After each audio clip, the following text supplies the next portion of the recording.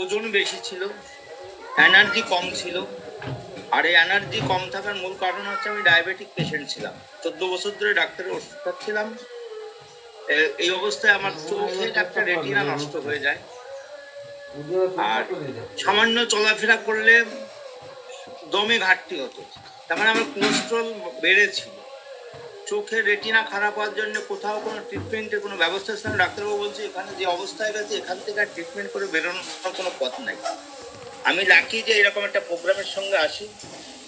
প্রোগ্রামের সঙ্গে আসার ফলে 3 মাসের মধ্যে আমি 13 kilo unwanted extra body fat loss করে আজকে আইডিয়াল ওয়েট মেনটেন করছি।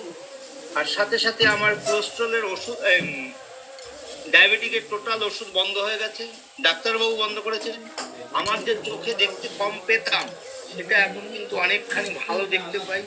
রিসেন্টলি আমি ডাক্তারবাবু বলছেন আমার ডান